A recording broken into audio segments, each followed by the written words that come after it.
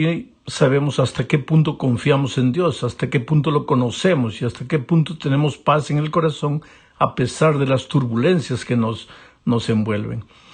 Bueno, empezamos hoy un nuevo trimestre del estudio de la Biblia. El tema es acerca justamente de la inspiración de la Biblia, cómo interpretar la Biblia, cómo leer y entender correctamente la Biblia.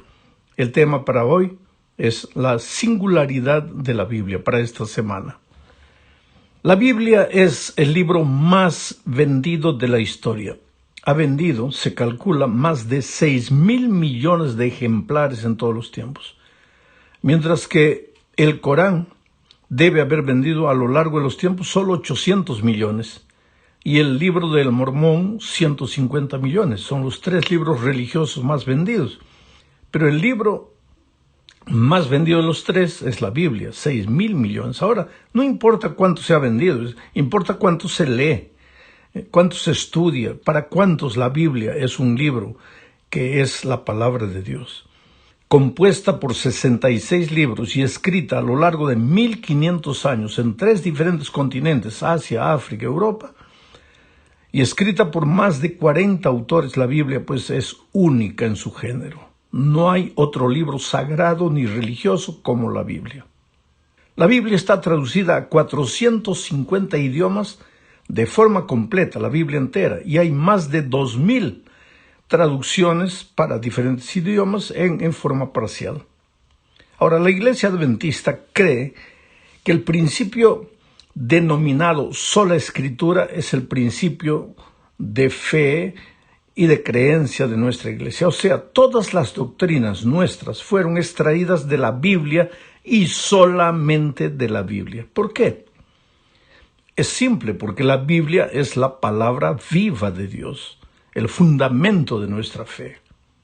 Moisés, antes de morir, reunió al pueblo, les declamó uno de los poemas más bellos de la literatura hebrea que está registrado en el capítulo 32 de Deuteronomio, y terminó diciendo en los versículos 45 al 47 lo siguiente. Lo voy a leer comentando.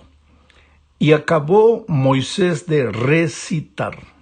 Por eso digo, es un poema. Y si tú ves en la Biblia vas a ver que está en forma de poema. Y acabó Moisés de recitar todas estas palabras a todo Israel y les dijo: aplicad vuestro corazón a todas las palabras. Yo quiero enfatizar la palabra todo, a todas las palabras. Aplicad vuestro corazón a todas las palabras.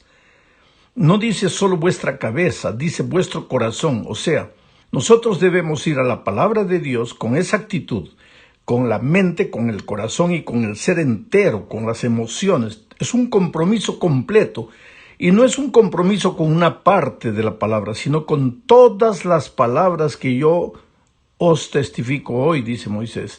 ¿Para qué? Para que las mandéis a vuestros hijos, a fin de que cuiden de cumplir todas las palabras de esta ley, porque no es cosa vana, es vuestra vida, y por medio de esta ley haréis prolongar vuestros días sobre la tierra, a donde vais pasando el Jordán para tomar posesión de ella. Mira los pensamientos. Todas las palabras aplica a tu vida. ¿Por qué dice? Porque no es cosa vana.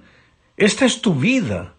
Si quieres vivir bien, si quieres vivir en paz, si quieres vivir bastante, aplica todas las enseñanzas de la palabra. Y esto combina con lo que Pablo dice cuando dice: toda la Escritura es inspirada por Dios. Toda. Nosotros vivimos en tiempos cuando el secularismo nos enseña a tomar la Biblia y aplicar a nuestra vida solo lo que nos gusta, solo lo que combina con nuestra manera de pensar. La palabra es usada, manoseada por nosotros a nuestra voluntad, pero no puede ser así. Si tú quieres que la palabra sea el fundamento de tu vida, quieres vivir bastante con paz en tu corazón, entonces aplica con todo tu ser las palabras a tu vida, a tu experiencia, y pásala a tus hijos, transmítela. Cuando Moisés está hablando aquí de la ley, está hablando del Pentateuco, o sea, la palabra escrita de aquel tiempo.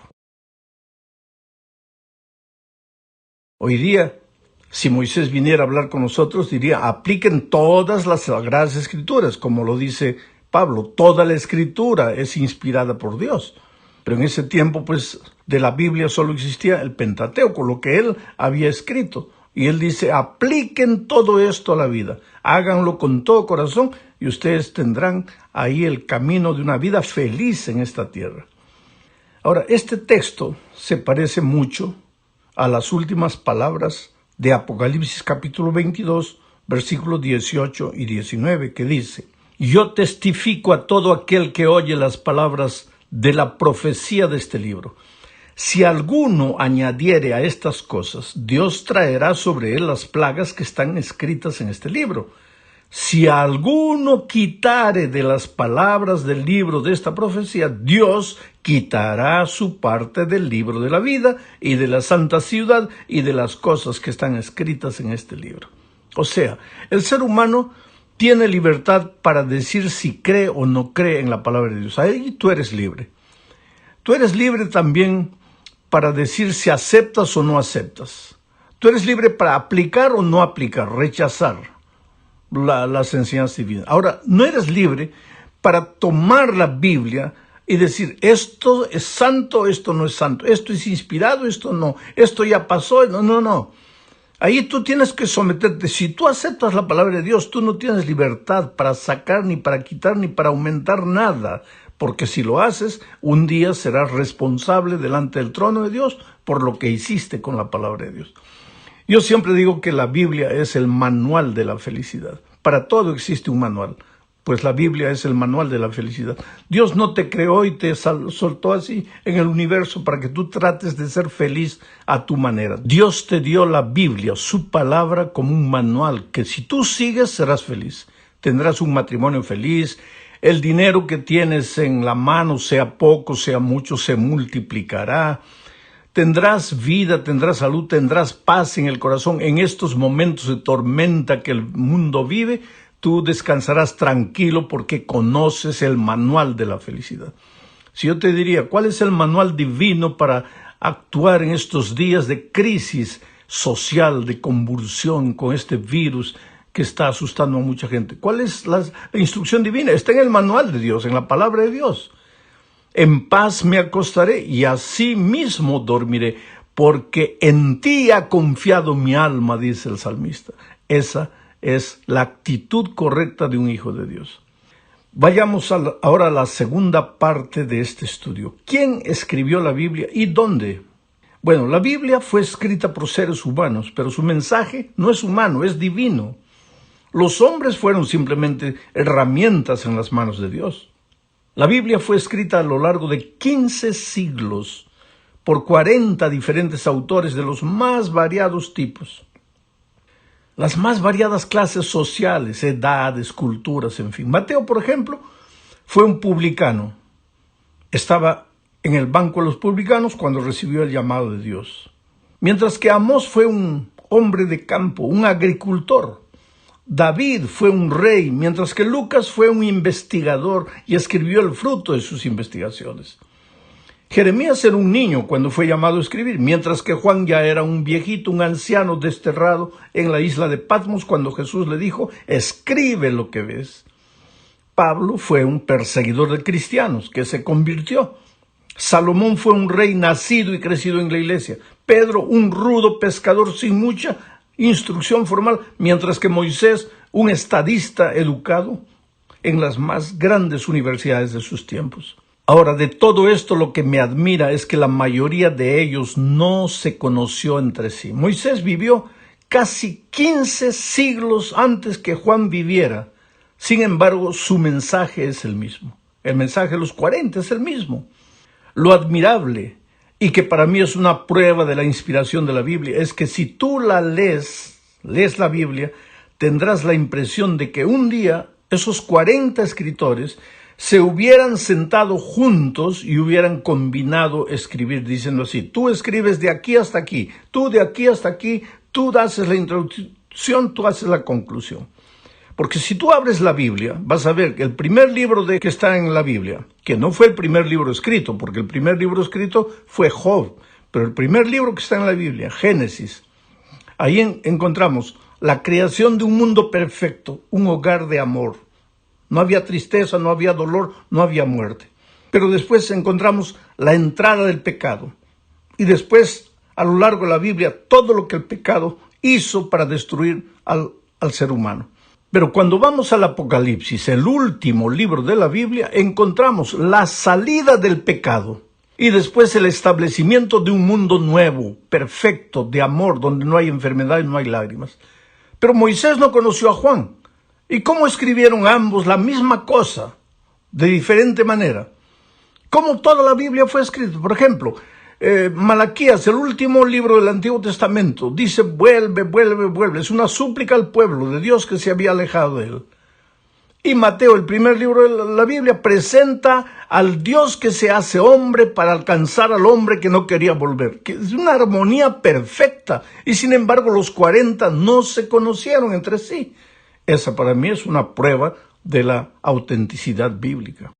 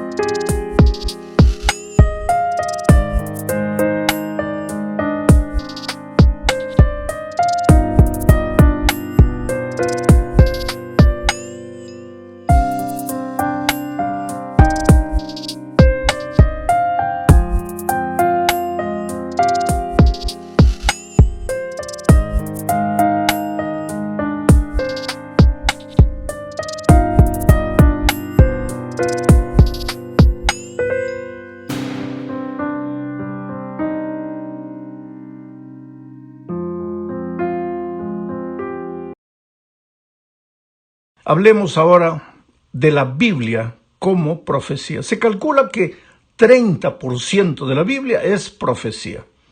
Ahora, lo que necesitamos entender es que la Biblia, la profecía bíblica, no es fatalista. Quiere decir, no define el destino de las personas.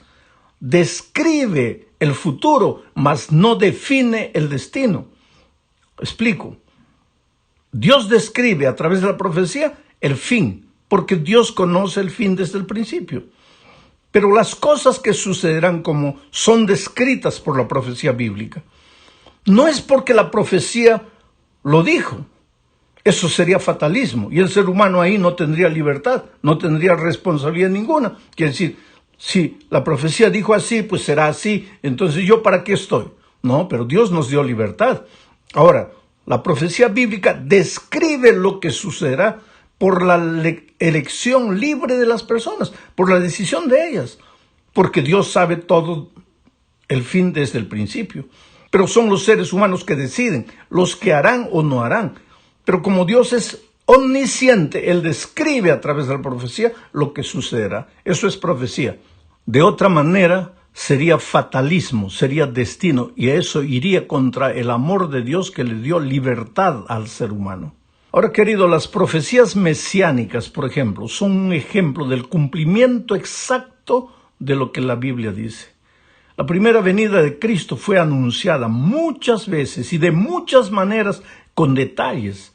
La lección de esta semana trae algunos textos bíblicos que necesitas buscar en la Biblia y leer. Yo no lo voy a hacer por causa del tiempo. Este es un comentario de la lección y no sustituye el estudio personal que tú debes hacer de la Biblia. Ahora que tiempo de cuarentena, aprovecha, abre la lección cada día, lee la pregunta, lee el texto, piensa. El comentario es lo último que tú debes escuchar. ¿Para qué? Para tener una luz, una ayuda, una visión general de la lección, pero no para sustituir tu estudio personal de la lección. Pero vuelvo a repetir, es admirable ver el cumplimiento en detalle de las profecías que anunciaban el nacimiento, el ministerio y la muerte de Jesús. Hay por lo menos 75 predicciones mesiánicas directas con relación a Jesús en el Antiguo Testamento. Estas profecías se relacionan con detalles mencionan con detalles específicos, como, por ejemplo, que Jesús nacería en Belén de Judá. Esto está en Miqueas 5:2. Que Jesús sería despreciado y desechado entre los hombres, que sería azotado, acusado falsamente, pero que nunca abriría la boca para defenderse. Isaías 53, 3-7. Que Jesús, sus manos y sus pies serían traspasados, horadados, y que se dividirían, los verdugos se dividirían sus vestiduras. Estaba profetizado en Salmos 22, 12-18. El hecho de que estas profecías del Antiguo Testamento se hayan cumplido con tanta exactitud en la vida, la muerte y la resurrección de Cristo, pues es un testimonio de la inspiración bíblica, de la revelación divina. Vamos ahora al cuarto punto del estudio. Hablemos aquí de la Biblia como historia. Mira, mi amigo querido, la Biblia no es un libro de historia, pero sus historias son verídicas.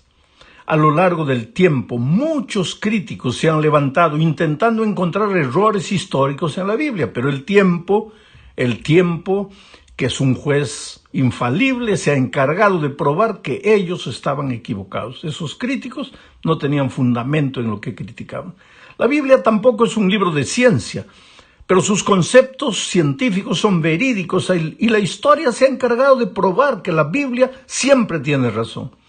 Por ejemplo, antes que Colón descubriera que la Tierra era redonda, la Biblia ya lo decía en Isaías 40, que la Tierra era como un círculo, como un globo, era redonda. Y el 12 de octubre de 1492, Colón llega a América y prueba que la Biblia tiene razón.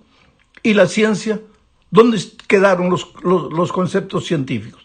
La ciencia se equivocó, la Biblia tenía razón. En fin, la vida, muerte y resurrección de Cristo son también hechos irrefutables de la veracidad bíblica. Primero a los Corintios 15, 3-6 dice: porque primeramente os he enseñado lo que asimismo recibí.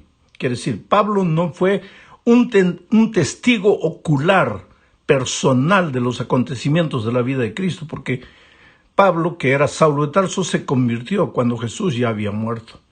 Por eso dice, os he enseñado lo que asimismo recibí. Él recibió informaciones. Que Cristo murió por nuestros pecados y conforme a las Escrituras, y que fue sepultado y que resucitó al tercer día, conforme a las Escrituras, y que apareció a Cefas y después a los 12. Después apareció a más de 500 hermanos a la vez, de los cuales muchos viven aún y otros ya duermen. Mira, cuando Pablo escribió la epístola a los Corintios, muchos de los que habían visto personalmente a Cristo resucitado todavía vivían. Entonces la información de Pablo era de primera mano. O sea, esa gente era testigo de todo lo que había sucedido. Yo te digo una cosa, puedes confiar en la Biblia. En estos momentos hay más de 24.600 manuscritos del Nuevo Testamento que se conservan de los primeros 4 siglos después de Cristo. Esta es una tremenda evidencia que confirma la integridad del texto del Nuevo Testamento.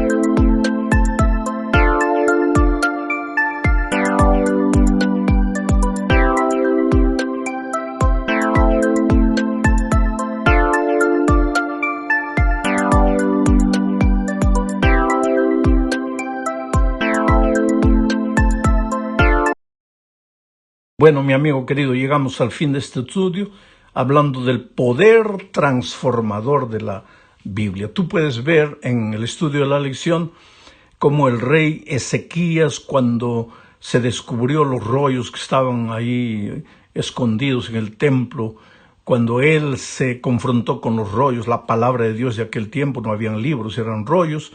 Ezequías fue sacudido por el poder de Dios, por las verdades bíblicas, y hubo un reavivamiento en el pueblo de Israel. A lo largo de la Biblia tú vas a encontrar siempre que los hombres, por más rebeldes, por más duros, cuando se confrontaron con la palabra de Dios, ellos se arrepintieron. Algunos endurecieron su corazón y pues desaparecieron en la historia, pero otros se arrepintieron. Nínive, por ejemplo, iba a ser destruida por causa de su rebeldía, de su terquedad espiritual, de su incredulidad. Pero cuando Jonás llegó y predicó diciendo que Nínive sería destruida dentro de 40 días, el pueblo todo se arrepintió y la destrucción no llegó. Ahí está el ejemplo de la profecía, que no es fatalista. Dios describe el futuro, pero tú eres libre de decidir, de escoger. Todo lo que estamos viendo en nuestros días ya fue profetizado. Vendrán guerras, rumores de guerras, violencia, injusticia, enfermedades, pestes. Pero vas a tener miedo. Al contrario, vuelve tus ojos a Dios. Arregla tu vida con Dios. Hoy es tiempo para introspección, para pensar, para reflexionar. ¿Qué estoy haciendo con mi vida? ¿Para dónde estoy yendo? ¿Qué tipo de cristianismo yo estaba viviendo? ¿Solo eso de ir una vez por semana a la iglesia? ¿O yo tengo una vida personal con Cristo? ¿O solo soy cristiano en la iglesia y después durante la semana no? Hoy ha llegado ese momento. Ahora, quiero hablar del poder transformador de la Biblia. Yo soy un evangelista. Viajo por el mundo predicando la palabra de Dios y he visto testimonios de vidas transformadas por Jesucristo. Yo te podría contar, por ejemplo, una de las historias extraordinarias, porque vi a la persona después de muchos años. La primera vez que vi a esa persona estaba destruida, ¿sabes? Olía a droga, bebida. Tenía 22 años, parecía una mujer de 60, toda arrugada, maltratada por la vida, incapaz de tener sueños. Era una mujer que vendía su cuerpo en la calle, alcoholizada, drogada. Y ella llorando me dice que su padre había muerto a los 3 años de edad cuando ella tenía 3 años, que fue criada por la abuela, que la abuela murió cuando ella tenía 12 años. Después una vecina de la abuela la recogió para cuidarla, pero en realidad lo que la vecina quería era quedarse con la casa de la abuela. Que una noche el esposo de esa mujer entró al cuarto de ella, de la niña, y la violó. Y ella gritaba y pedía auxilio a Dios. Señor, ¿dónde estás? Ayúdame, por favor. Dios, dice ella, no hizo nada para defenderme. Y la mujer que estaba escuchando todo tampoco movió un dedo para ayudarme. Entonces ella dice que al día siguiente salió de casa, desapareció, se fue a la calle a vivir con muchachos de la calle. Fue violada una vez y otra vez y otra vez. Gritaba, lloraba, pedía ayuda a Dios. Hasta que finalmente se transformó, se volvió una prostituta. Me dice, para aguantar esa vida solo alcoholizada o drogada. Y ahora era una pobre drogadicta alcohólica. Olía mal, ¿sabe? No se bañaba.